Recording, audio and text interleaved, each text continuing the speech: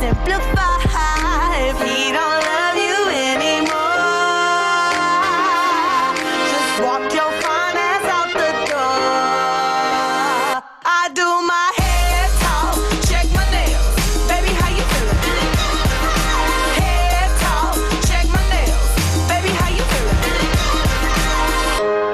Feeling good as hell. Baby, how you feeling? Woo, girl, need to kick off your shoes. Gotta take a deep breath, time to focus on you. All the big fights, long nights that you've been through. I got a bottle of tequila I've been saving for you. Boss up and change your life. You can have it all, no sacrifice. I know we did you wrong, we can make it right. So go and let it all hang out tonight. Cause he don't love you anymore. So walk your fine ass out the door. And do your head talk, check my nails. Baby, how you feeling? Head talk, check my nails. Baby, how you feeling? Head talk, check my nails. Baby, how you feeling? And we gon' be all head talk, check my nails. Baby, how you feeling?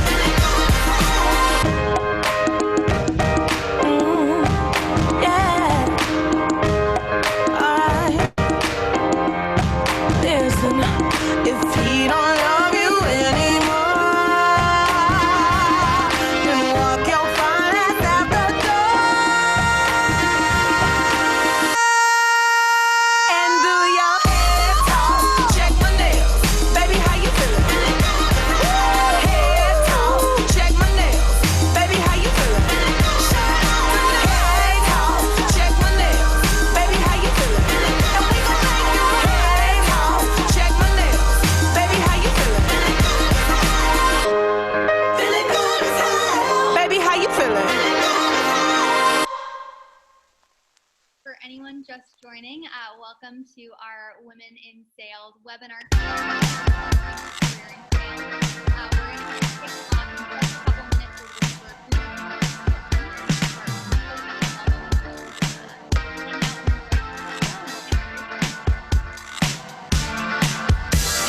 Mirror, mirror on the wall, don't say it 'cause I know I'm cute. Louis down to my drawers, LV all on my shoes. I be dripping so much sauce, got a bin looking like ragu.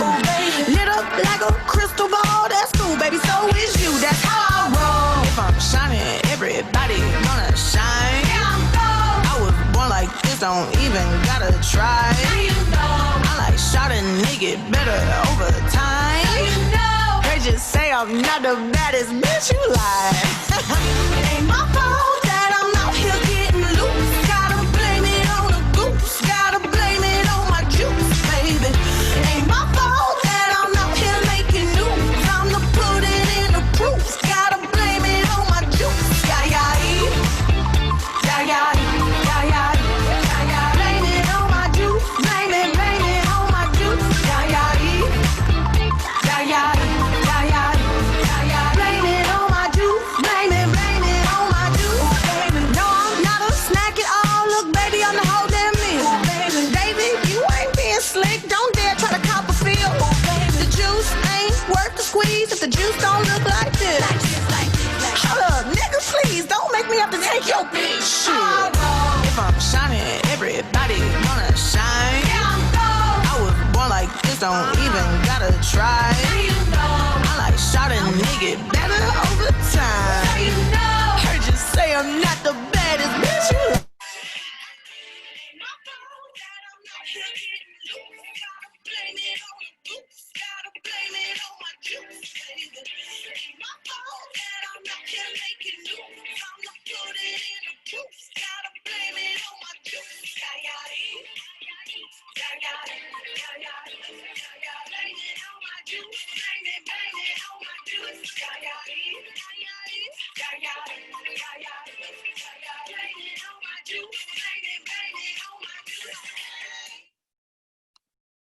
Okay, I think we're ready to get started. So can everyone hear me okay? Just give me a thumbs up, panelists. Perfect. Well, hi everyone. Welcome to our Women in Sales webinar series on the topic of growing your career in sales. My name is Caitlin Crane, and I run diversity and inclusion programming for our global sales team here at HubSpot. And today I'm joined by three remarkable women in sales from our US and LATAM teams. I'm going to let them introduce themselves in just a moment, but want to start today with just a couple housekeeping items before we dive in. So how today is going to work is we'll have a moderated discussion for about 45 minutes today and leave plenty of time at the end for questions from the audience. So please use the Q&A feature that you see below to submit your questions for our panelists, and we'll do our best to get to as many questions as possible. And then lastly, today's session is going to be recorded, and I'll send out the recording in a follow-up email to all attendees. And then we'll also be linked on our HubSpot Live YouTube channel, so you can check it out there too. With that, let's get started and we'll meet our panelists today. So could you all introduce yourself, your role, and tell us a little bit about what brought you into sales today? We'll start with Laura and then go to Michaela and end with Lee. So Laura, take it away. Hi. Hi everyone, do you hear me okay? Yeah. So my name is Laura Saldarriaga. I am from Colombia and I'm based in Bogota. I am a sales manager at HubSpot. And I've been for sales almost like 10 years. To be honest, I never thought when I was studying, etc., that I will work in sales and that is what I will be dedicating my life to. But life brought me here to this point, and it is something that I've been really enjoying. But yeah, that wasn't something that I definitely got planned. Hi everyone, my name is Michaela Williams. I am based remote for HubSpot in Atlanta, Georgia. What brought me to sales right out of college, just learning that sales is a lucrative career path. I enjoy working with and talking to people and building relationships, and it just seemed like the easiest route for me as far as my personality is concerned. So been with HubSpot for a little over a year and a half now, and loving being in a sales role. Hey guys, I'm Lee Brown. I've been at HubSpot for 8 years as of last week. I forgot it was my anniversary until someone slacked me. I am a corporate sales manager, so that means I manage a team of 9 sales reps that sell into companies larger than 200 employees. And what got me into sales was actually slightly by accident. When I graduated college, I ended up working for a student travel company because I loved traveling, and I didn't know it was a sales role until I got to my interview and we had to do live role plays in front of 15 people. And I really wanted to work there because you got a free trip after working there for 6 months. So I kind of backed into it, but then realized it wasn't the sort of negative cliche everyone thinks of sales as, and I was good at it. And like Michaela said, it's lucrative and it gives you, big goals to strive for. And I've loved it ever since. Great. Well, thank you for introducing yourself. I think you all come from some really unique backgrounds. I'm excited to dig into those a little bit deeper today. But why we're here is to talk about career growth. And at HubSpot, we like to differentiate between career promotion, so i.e. like moving up in your role, and then growth, which to us means that constant fostering of this always be learning and always be growing mindset. So I'm curious to hear what career growth looks like and means to all of you. Michaela, would you like to kick us off, and then we'll go to Lee and then Laura? Yeah, absolutely. Well, first, I think it is, in 2 areas. It's growing within your current role, and then growth to me is also any other aspirations you have. So being a senior sales leader or going into management or a different role altogether in the organization. I think what that means for me, what that growth looks like, is really building upon what your skill sets are and identifying those strengths of opportunities that you can work on. So as you're in your current role, if there's certain sales goals that you're looking to achieve, really outlining what are those areas of improvement to help you reach that particular goal, and just always having a plan of action to achieve those goals. Yeah, so I would add, I usually think about do I feel comfortable and sort of complacent where I am and what my current day-to-day is. And like you said, Caitlin, a lot of folks think of career growth as always needing a new title bump or a new promotion. And thankfully HubSpot's grown pretty substantially over a year. So I've had an opportunity to kind of get those quote unquote title jumps. But I do think I've also seen a lot of sales reps at HubSpot stay for 10. Someone I managed last year is on his second sabbatical at HubSpot now because he's been here for a decade and he's had the same quote unquote title.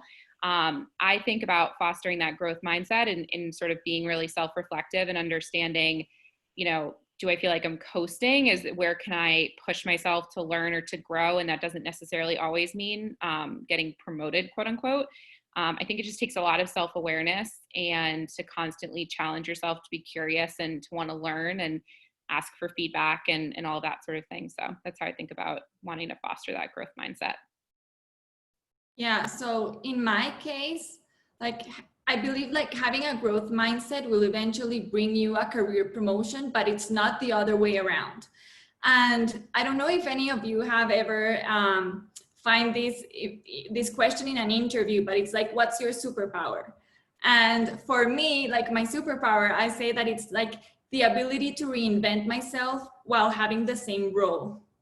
So, and that is basically having a growth mindset, and that is key for me personally, because having the same role doesn't mean that you are not able to keep on growing or like keep on facing different challenges and like having different approach to things, or like understanding what specific problems or issues you can solve, and always have this growth mindset as a primary thing. I love all those answers because they all kind of center around like the concept of like set some lofty goals for yourself in your current position, and then almost like work backwards, kind of like you were saying, Michaela, of what's the plan to get there? What skills do you need to develop and work with your manager or work with your peers on so that you achieve those lofty goals that you're setting for yourself? And then Laura, to your point, that can lead to career promotion, but by keeping that curiosity, by keeping that passion and not settling for complacency, like you said, Lee, by continuing to challenge yourself and set some big goals, that's when you can really achieve both, getting that growth mindset and that career promotion that comes along with it. I would love to take us back to kind of the beginning of your career. So how did you learn to set that growth mindset? So reflecting on kind of your early years in a sales career, how did you foster that growth mindset to develop the sales skills that you needed to get to where you are today? Lee, would you like to kick us off for this one? I knew you were going to start with me as I was thinking. I had a manager actually ask me this, my first manager at HubSpot, if it's something like natural curiosity. She called it this like quote unquote figure it out factor. And when we were a startup in a smaller company, a big thing or a big aspect of success in sales at HubSpot was trying to find the right answer without it being really clearly in front of you. We weren't a scaled company with very clear, nice resources everywhere. So I think a little bit of it is, an attribute. I think it's a skill as well, in that it can be refined over time. But I think for me, it's a natural curiosity of wanting to continue to learn, whether you realize you're doing it or not. But always asking for help, always asking for feedback, like wondering why things are the way they are. And that's, very fortunately a sales skill as well, and why a lot of us are in sales, right? Like we're looking to understand a picture of what a prospect or a customer is trying to solve, and then finding a path forward and putting those puzzle pieces together. I think you can look at your career in the same way. You have to put a different mindset on it, a different spin on it. And I think we'll talk about mentorship in a little bit, but having folks to kind of challenge you to think a different way and almost put on your sales hat as you look at your sales career can be a very valuable way to look at it. And I think when we're earlier on, like Laura was talking about, you might not be as explicitly thinking about your career earlier on. You're just kind of working hard and getting shit done and hoping it works itself out. But over time, you sort of learn how to look at it differently. I love that. Michaela and Laura, anything to add there? Yeah, I'm just, thinking back to my early years. I started off in sales as a retail sales rep. And I remember being in a retail store and seeing the B2B reps come in and like they're all dressed up. And I'm like, oh, what do you do?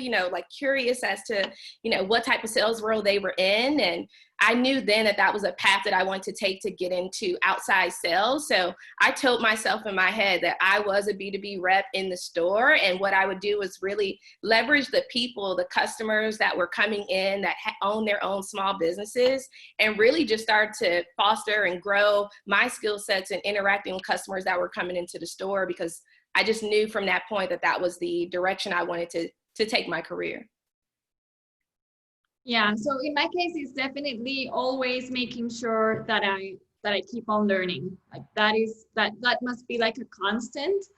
And I also, like on sales, we work with quotas, with like with strict KPIs or things like that. So I always try to like control very well like my inputs and stuff to try to reach to my goals as soon as possible, so I can also dedicate more time into, like, let's say a 20% project or working cross-functionally or things like that, that can also broaden up my vision of the company that I'm working on, different teams, different pains, or yeah, things like to nurture myself as well. Yeah, and I think the common theme with all of you is leveraging the resources that you had. So Lee, for your example, you were asking for feedback from your manager. You were asking, what can I be doing to really challenge myself here? Michaela, you were super resourceful and using the people that were coming into your store to like really learn from them of how you can develop the skills in your retail sales role to get into that kind of inbound sales position. And so I love how all of you kind of took that opportunity to say, I can learn from the people around me and I can learn how to take on additional projects that are going to challenge me and help me build the skill set to get to wherever I'm trying to go. So that's fantastic. I think something that a lot of women struggle with is knowing when they're ready to take that next step in their career or raise their hand to take on that big project. So once you've developed your sales skills early on, how did you start to recognize when you were ready for more responsibilities or you were ready to raise your hand to go out for that promotion? Laura, I'd love to get your take here first, and then we can hear from anyone else. Okay, so yeah, in my case, when I did like this change to becoming a manager or like growing up in my career, it was like a natural process. I started in the most junior position in my previous company, and then I started like gaining more responsibility in terms of revenue, in terms of the size of clients that I was working with. And then I found myself reaching out maybe to the most junior people that were coming to the company and helping them and really enjoying that. And then there was this experience of like becoming a people manager, so and the interns manager. So I took this and that, like, it was like a very natural path for me. Mm-hmm. But now that I am a mom, I can definitely say that it is like I struggle a bit more on like, okay, so what is my next step? How much time is this gonna take from my family? And like then starting to balance all of these things are harder now. But definitely I think that is also having the time to think about yourself and your career and not let the day-to-day like eat you. I don't know how to say it, but trying to look for those spaces, for those safe spaces where you can like sit down and think about your career is something that I think it's very valuable for me. Yeah, and I think it's really easy for all of us to get overwhelmed with, like you said, and eaten up by kind of the day-to-day and our responsibilities at home, at work. And if we don't take that time for ourselves to say like, what new thing did I learn this month? What new thing challenged me this month? How am I continuing to prioritize my career growth without, getting distracted by everything else that's going on? That's going to be really key to, I think, helping all of you grow, helping all of us grow. Michaela or Lee, anything to add to that question? I mean, from my perspective, I knew I wanted to like take my career into the next step when I realized I was already doing that job a lot. And I think that happens a lot with women. There's plenty of articles written about this in the Confidence Gap, the Atlantic article I love. Unfortunately, fortunately or unfortunately, that happens a lot at HubSpot, where we expect people to kind of have the opportunity and we give them opportunity to take on additional responsibilities and then be able to use that experience in their interview process or going for a new role, which I think is a great thing, especially for women, because it makes us feel confident that, oh, I can go for this role. Like I have been mentoring a couple reps on my team. I have been asked to get involved in interviews. I have been asked to blah, blah, blah. And so that's where I think in hindsight, I realized like, wow, I guess I only really went for that role because I thought I was already doing it and I just wanted to start getting paid for it. I think there's a middle ground there, right? Like where we can start to take on some additional responsibility and see if it's something that we do want to do. For me, specifically speaking about becoming a rep to manager, those are two different jobs. I think a lot of us think that that's the next step and that's how I'll get paid more. That's my career growth right there. And encourage everyone to realize and think really long and hard about whether or not you want to take on that different role. Cause it's not just, you're not a super rep. Mm-hmm. You're not all of a sudden getting to just close a bunch of deals. Like Laura was talking about, you're now a people manager. And so I think for me, doing a little bit of it at first really solidified how much I liked it and how much I thought I'd be good at it.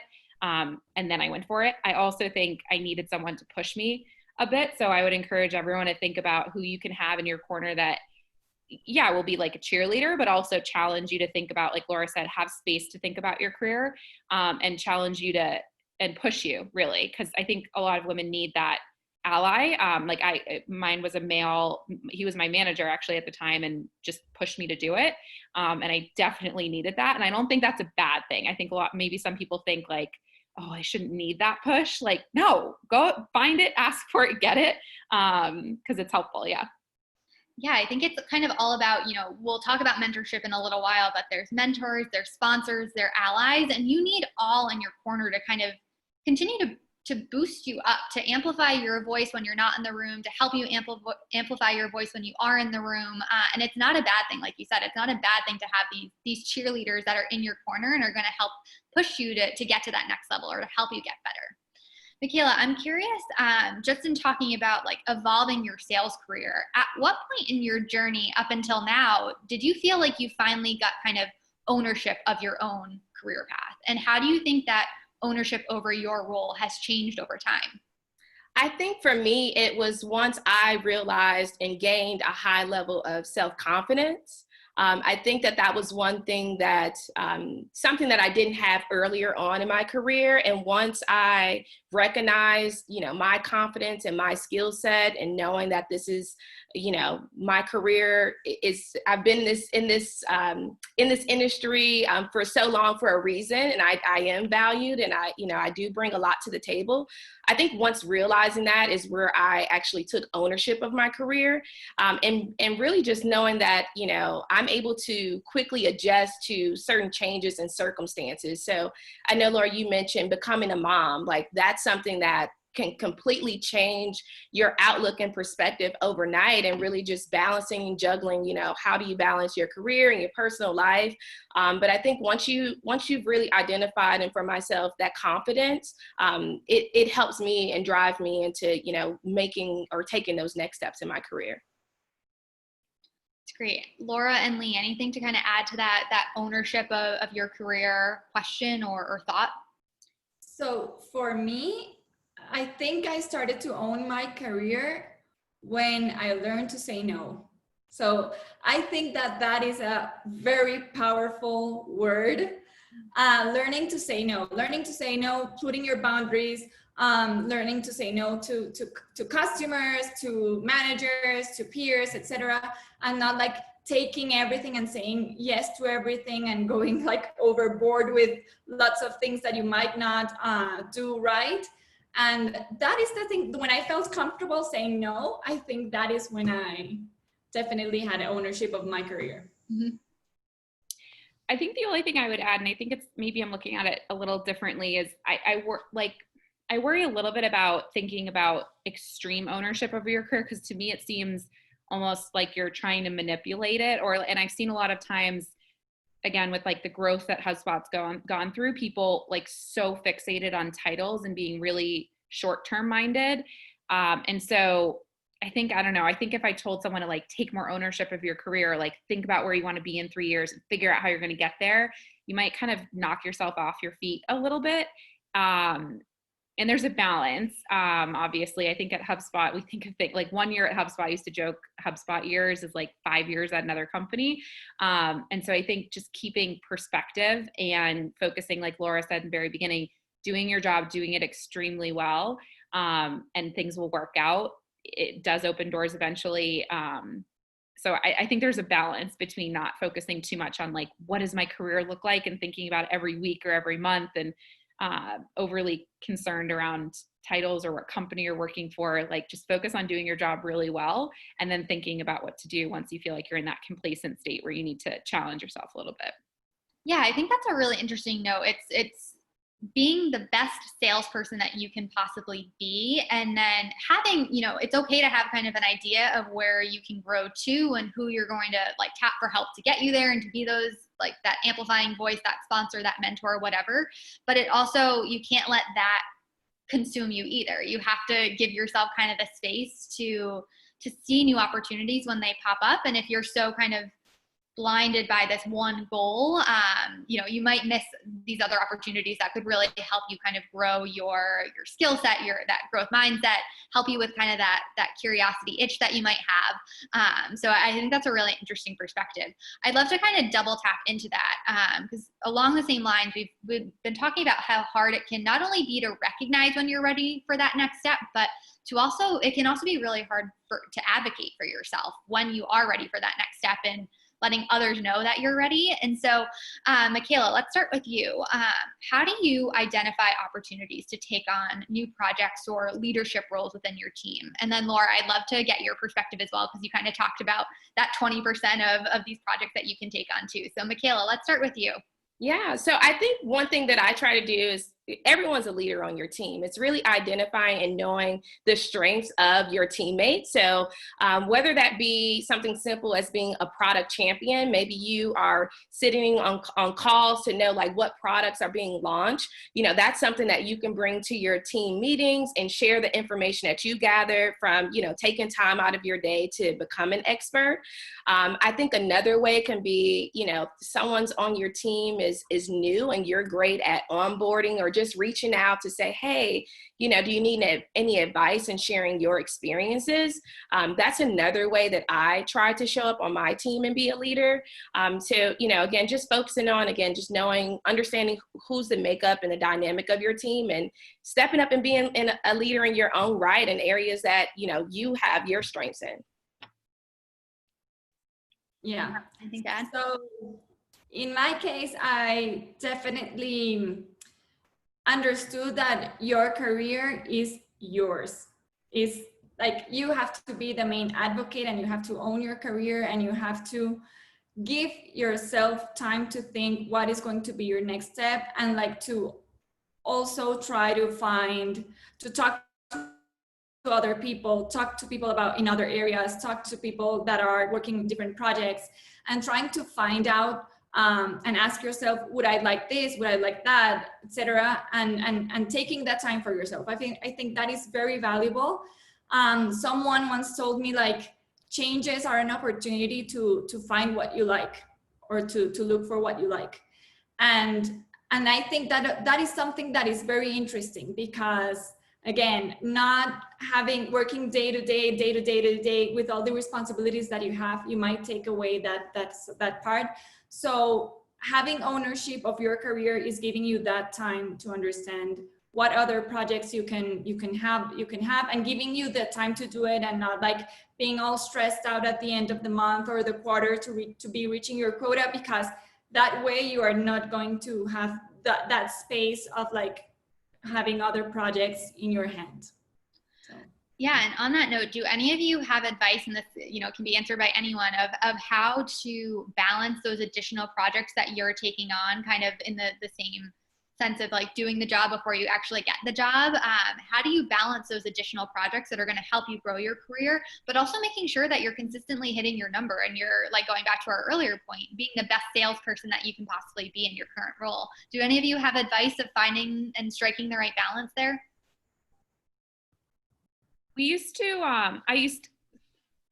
So I don't have kids.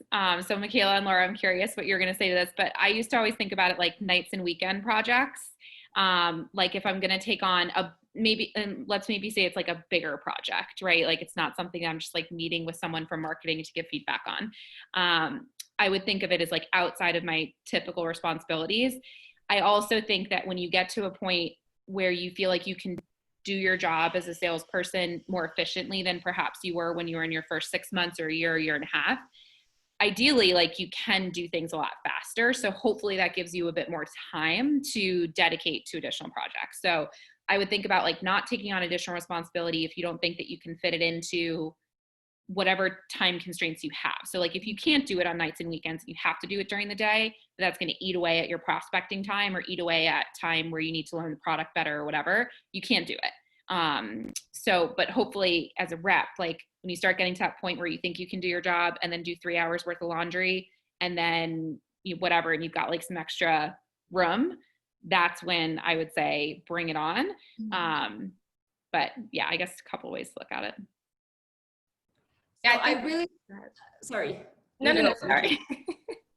I was gonna say, I think that, finding that 50-50 balance is unrealistic, like, trying to balance projects in your current role.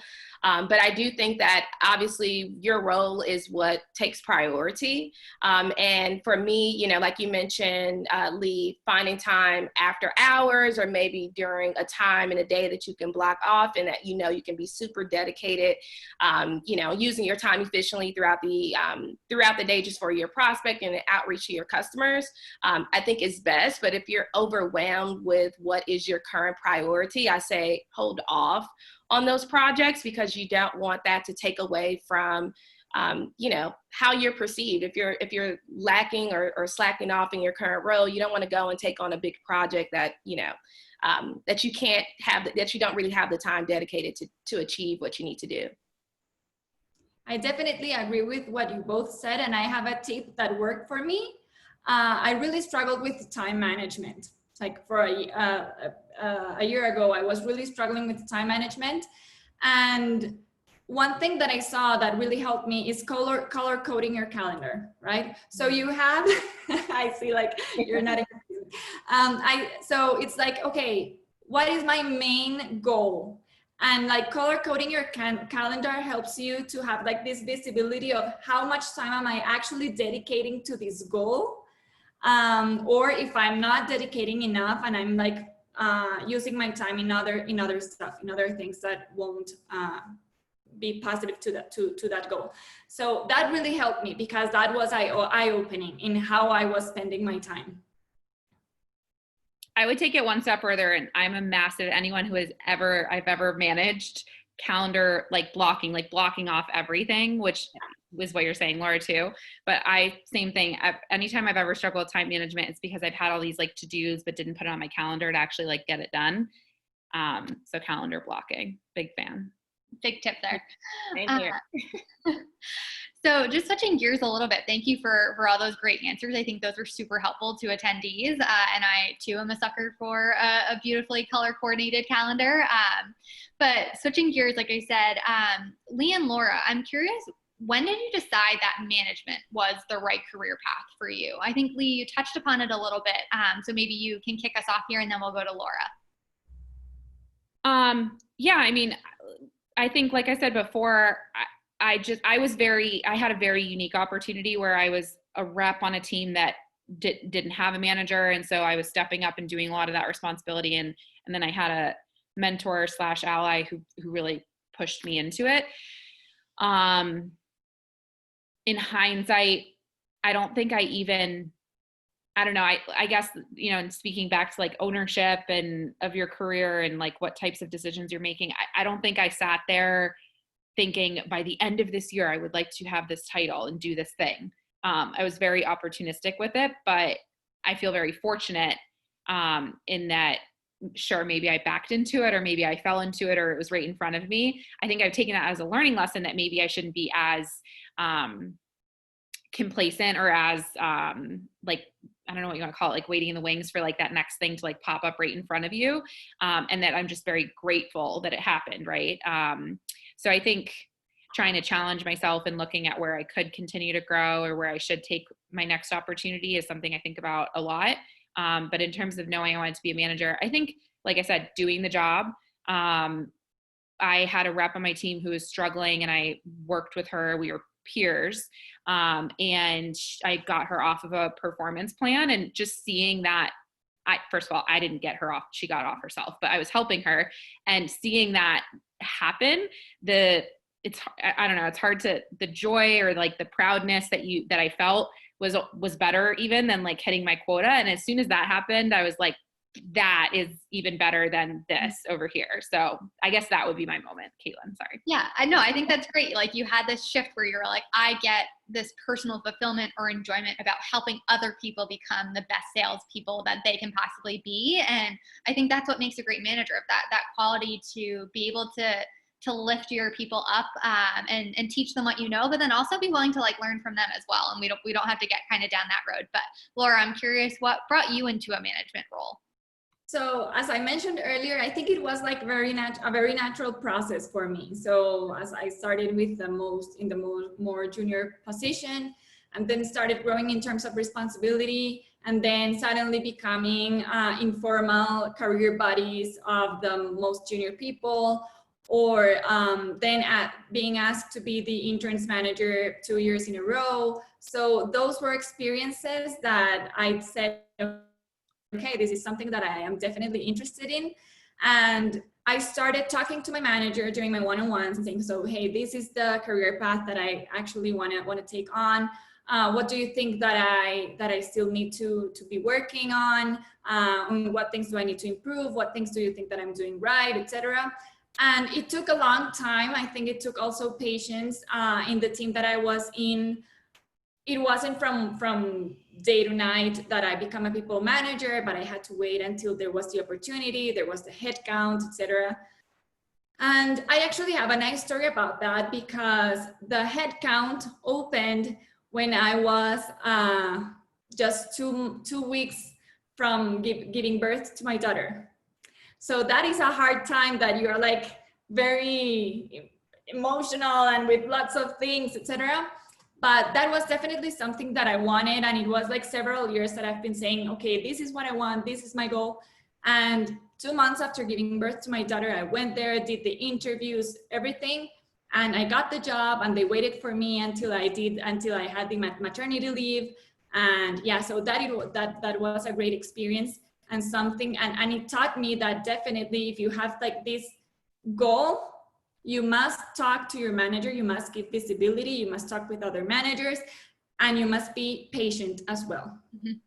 Yeah, these opportunities aren't going to always pop up overnight, but then also kind of going back to some of the earlier conversation that we were having, like if it's not the right time for you to take on additional roles, there's always going to be new things to take on. So kind of that patience is key there as well. But I could not agree with you more that if you have a goal and it's something that you're really set on, let other people know, talk to your manager about it, find a mentor. We'll get into mentorship in just a couple minutes, but I think the more people that know your goal, the more people, again, going back to our earlier point about sponsorship and amplification, the more people that are going to be there to pound the table for you to say, she's ready to take that step, or she's ready for this role, she's ready for these additional responsibilities, because you've been kind of filling them in on your journey along the way, which is great. Exactly. Something that we talk a lot about here at HubSpot is feedback. So I think it's Halligan that has a really great quote. Our CEO says, feedback is the breakfast of champions. And so, Michaela, I'm curious, how do you implement feedback from your peers and from your manager in order to grow while still remaining true to kind of your authentic self and your authentic voice? Yeah, so one thing we use here at HubSpot is Gong. So it's the ability to record our sales conversations that we're having. And I can think back last year when I was new to the company and my team lead asked, if I wanted him to listen to some of my calls to give feedback. And I'm like, yeah, it's already kind of scary. Like he's gonna, hear my voice and what I'm saying on the call. So kind of nerve-wracking there.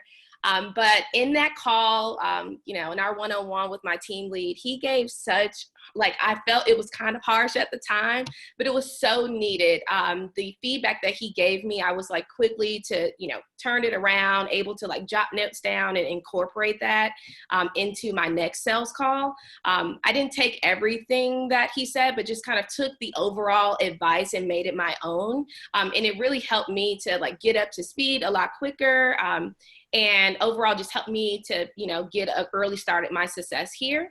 And then as far as my manager is concerned, getting feedback, I'm always asking him for feedback, like, hey, like, is there anything else you think I could have done differently in this sale? If there's something that I lost in particular, or if it's a sale that I won, was there something that I could have done differently to help maybe advance that sale? So I'm always seeking feedback. That's just, something that I welcome with open arms. Not always the best things feeling at times, but something that's definitely needed to help you grow. Yeah, of course. It can be tough sometimes, but I think the more that you just kind of take that feedback, reflect on it, and then like you did, like pick and choose what you want to take from that feedback to blend into your own style to kind of get you to that next level, or to get you to win that next call, whatever it may be. I think that's a really great approach, and it's something that I think we all should be working on a little bit more, being able to receive feedback in a really constructive way, but also give feedback too. And so, like I said, it's a really hot topic here at HubSpot. Finally, getting to the topic of mentorship, I'm curious, what role has mentorship played in all of your career growth? So do any of you have a mentor, or have had a mentor in the past that have helped you kind of build that skill set to, again, get you to where you are today? Anyone can kind of feel free to dive in here. I can start. I think I've had like informal mentors earlier on in my career. I think I'm sure everyone's heard this, but it's not sage advice, but I think it's important to like make it formal and like ask someone to step in and help and meet with them on a regular cadence and explain to them what you'd like to get out of the relationship, or what you'd like to get out of their mentorship. I've done that more recently in my career, and it's been helpful.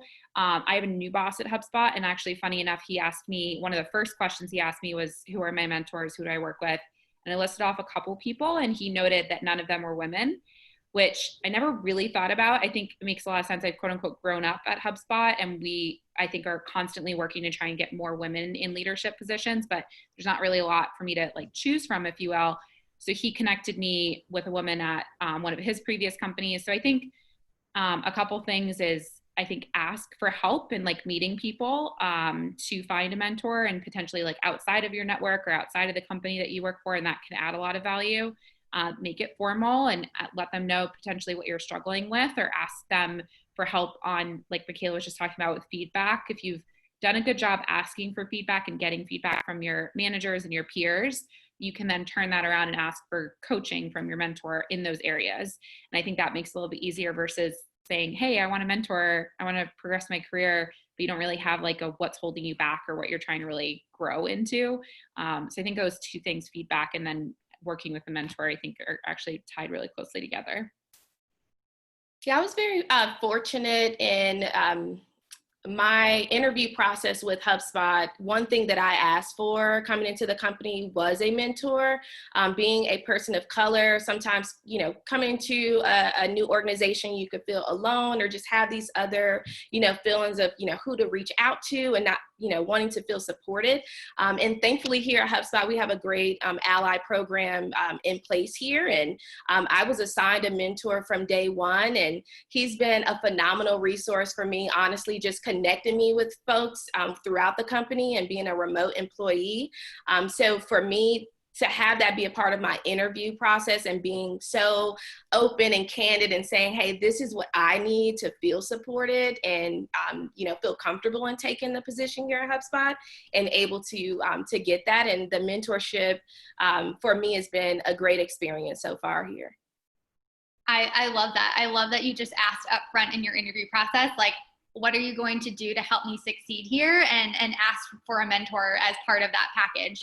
And I love that you were matched with a really fantastic mentor and have helped kind of acclimate yourself to HubSpot, especially, you starting out as a remote employee too. Our company really focuses on that remote employee experience, but it can be really hard to get to know folks around the business. And so to have that mentor that's able to help you kind of grow and amplify your voice, as well as make those key connections for you, I think that's fantastic. Laura, do you have a mentor? And I'm curious, has that mentor relationship evolved over time? In my case, I think it's very different. I think I haven't had any like official mentor or just like one mentor informally. I think that in my case, it has been more like each opportunity or each instance has taken me to talk to different people. But what I would say about mentorship is always looking for different opinions, like always reaching out to different people in different areas, observing who do you think that is doing a great job. And it doesn't have to be someone up in the ladder, but it could be your peers, it could be like anyone. Who do you think that is doing a great job, and asking for a one-on-one and making questions, having a coffee, getting a lunch or something. For me, that's like my role of mentorship, but I haven't had like just one figure. Mm-hmm. And I think that's great too, having kind of this wide network of people that you can go to for these different challenges or issues or problems that you're facing. I think that's fantastic. Just so everyone who's attending knows, we're going to have 2 more questions for the panelists before we turn it over to Q&A. So we've already had some fantastic questions submitted. So now is your chance to submit those, and we'll get to them in just a few minutes. But back to the panelists, 2 more questions for you all. I'm curious if any of you have had moments in your career where you've second-guessed a move or a big decision that you've made. Would anyone have an example to share of one of those times where you were like, is this the right path for me? Did I make the right call? And how do you kind of navigate through that? Michaela, you might look like you're ready to answer. Do you have anything to add? You know, before I came to HubSpot, I was with a competitor, and that was a big, decision for me. And, really knowing if it was a right move for me to come to HubSpot. And I think for me, coming to our headquarter office and really understanding the company culture and making sure it was a good fit for me personally is what helped me make that decision. So sometimes, when we're looking at, different steps in our career or thinking to go to another company, I think culture is definitely number one for me, making sure that it makes sense for you, not just the person that's looking to hire you. I would say in a positive light, second guessing can be like you're being introspective and you're trying to learn from things and you're like, let's do hindsight, right? But it also can be super negative where you are looking at it really critically and maybe I made a wrong decision. What I would have done differently, but I can't point to like a specific example of I've second guessed myself and thought that I made the wrong decision. I tend to be like a glass half full type person, right? Where woulda, coulda, shoulda, what does that get you? So, I think looking back at decisions is important and you have to do it. But I would encourage everyone to think about learning from them and not necessarily looking at it like a negative thing. Just my 2 cents. Yeah, I believe that second guessing or being frustrated or something after doing a big move or a big decision is normal. Like, I think that is part of the process. Definitely. There is actually a framework that talks about that I don't know if it's, well, I don't remember the name of the framework, but we have like different stages, like when we're changing roles or when we are having like taking different decisions or being in different scenarios or etc. And I think it's normal. And the key here is always to have like this growth mindset that we've talked before. So, but yeah, definitely. I've had all my second guesses every time I do a big movement. It's normal, but you just have to look at them, like Lee said, from kind of that positive angle of like, what did I learn from this? Can I like replicate the same thing in the future, or do I avoid the maybe small mistake that I made and learn from it and kind of grow better? So thank you all for kind of answering that with some vulnerability there. My last question for you all today, before we turn it over to the audience Q&A, is you've all grown immensely in the year since you started your sales careers.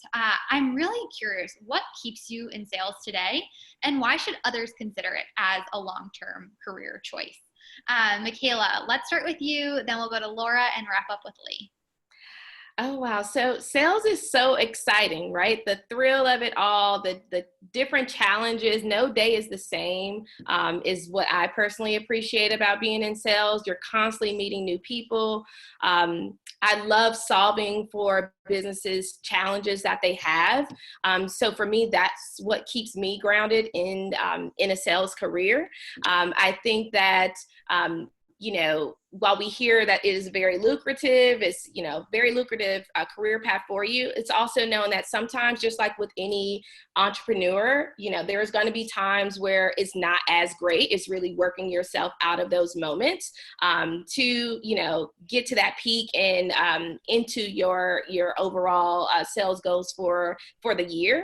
But it keeps me grounded, the excitement, the thrill, and constantly, growing and evolving and meeting new people. Yeah, so I agree with Michaela. Sales is exciting. Sales never has a dull day. And what keeps me in sales is also being part of a company or selling a product that I actually believe in. Like, I wouldn't be comfortable selling something that I don't think it would have a good or positive impact in my customer.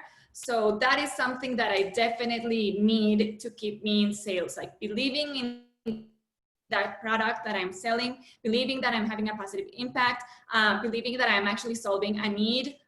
So yeah, definitely that is a key thing for me. I would just add money. It's lucrative. I'll also just say money. For me, I like to be an overachiever. So for me, it's also like black and white goals where there's constantly a finish line, no matter what role you're in, either a manager, a VP, a SDR, BDR, sales rep. And so I like having the structure and very clear path to, like, if you do these things, you control the outcome of your job. My husband works in construction project management. Like, I don't understand how he doesn't know, like, how well he did in a day or a week. Like, I suppose he does in sort of anecdotal ways. And yeah, he gets bonuses if he does a good job. But I'm like, no. If I work this weekend, like, I will make more money. So that's why I stay in sales. That's a very honest answer. So thank you for that. It's very clear. Now turning it over to some of the great questions that we've gotten from our audience. Kind of a quick one for all of you. Again, on the topic of mentorship, what's the best piece of advice that your mentor has given you or that you've given to a mentee? If you're just doing your job, you're not doing your job. Love that. I would say what you can control. Oh, sorry. Laura, go, then we'll go to Michaela. No, I would say, yeah, going in the same line with Lee's, reinvent yourself, learn, keep that growth mindset every time. And I would say best advice I received was control what you can control. Control the controllables. Yep. All great advice. So thank you. This is an interesting one. This person said, in sales, I'd like to think the majority of us are very self-reflective, and which can lead to being too critical of ourselves. How do you balance being self-aware and reflective without it impacting your confidence? I think this ties in a little bit to, like, imposter syndrome too. I think for me, it's, like, important to have a sounding board, right? So, like, the idea of a sales manager should be that you're a coach, like, literally. So think about, like, football coach, volleyball coach, whatever kind of coach you want to think about, and have those conversations with your coach. And maybe it's not actually your manager. Maybe it is a mentor. Maybe it's a high performing rep that sits next to you. So I think having those conversations out loud and saying, hey, I think I'm really struggling with XYZ. I've 100% told reps on my team before, like, nope, you're not struggling with that. Like, I appreciate you trying to be self-critical, but that's not where I think you should invest your time in terms of getting better. Maybe it's over here. So I think it's just being out loud with it. And I think that goes to imposter syndrome too. Like, we all have those thoughts that maybe we were lucky and that's how we got into this job. Just by saying it out loud and having someone tell you you're a little, no, that's a little irrational, I think is really helpful. Because I think it's natural to have some of those thoughts, and it's not necessarily about turning them off. It's about saying it and then getting kind of redirected. Yeah, I think that's spot on. Thanks, Michaela. You're welcome. Laura, anything to add there, or should we move on to the next question? No, I just think that, like, always trying to feel comfortable with what you are doing, so you are not, like, losing yourself in the process. I think that as a sales manager, that is something that is really challenging, because your team has different styles, your team has like, and sometimes the decisions that you are going to take are not going to be the most popular, or not everyone is going to be happy with the decision that you made. And it's not like focusing just on that aspect of the person that didn't like what you said, or or try to be like so hard on you that will make you change your style. It's like feeling comfortable, and like Lee said, be outspoken about that situation. Thank you. Katrina Brady said, "Hi ladies, what has been your absolute greatest challenge in your sales role over the years, and how did you overcome it?"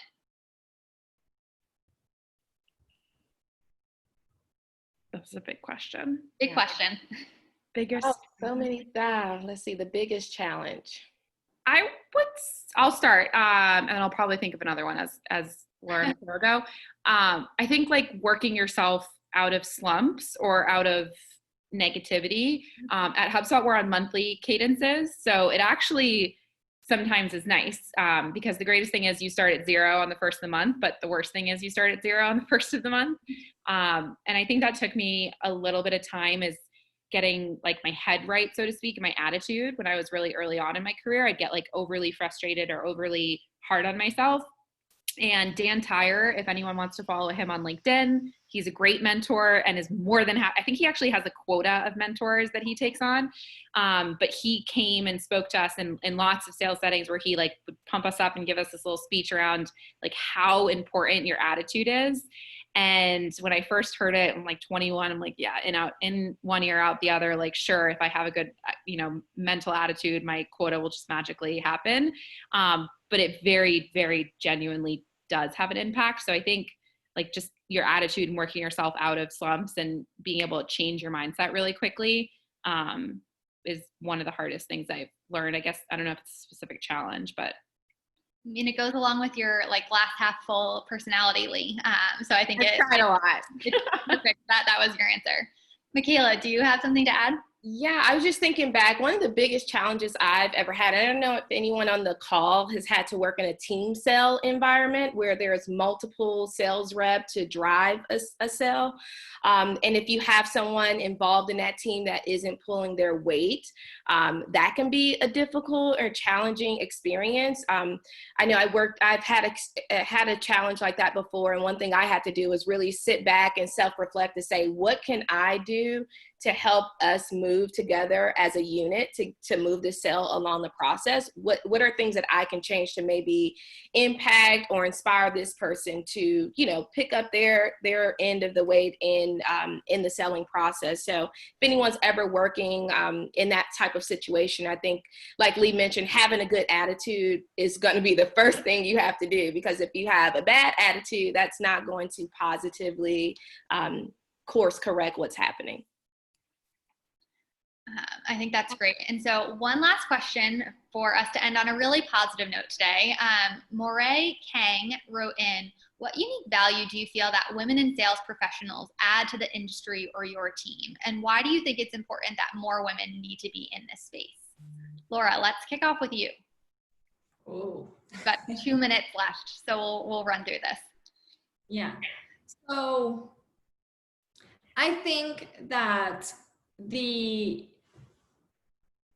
there's like lots of prejudice behind the word sales or salesperson, right? And I think that as women, many of us have like step aside because of that prejudice. But the thing is to realize that sales is doing great discovery, is finding positive solutions for customers, and that there is a place for women to be very successful at sales. And I think that if some managers are listening to us, it's like always, for instance, while recruiting, doing pushback if you don't have enough, if you don't have like a good mix of candidates between men and women.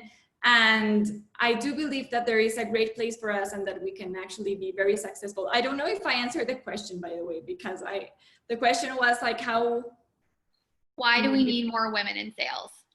But I think that was a great answer, and we're at time. So I want to just thank you all for participating today. Thank you for being such great, vulnerable, informative panelists. The Q&A section is going off right now with so many other questions that we didn't get to answer today, but thank you all for your time. Thank you to everyone that joined us today. Again, I'm Caitlin Crane. I'm joined by Laura, Michaela, and Lee. Please add all of us on LinkedIn. We'd love to connect with you and tell you a little bit more about HubSpot. So with that, I will be sending out this recording to everyone, and it will, like I said, be available on our HubSpot Life YouTube channel. So I hope everyone has a great rest of their day, and thanks for joining. Thank you. Bye. Thanks. Bye.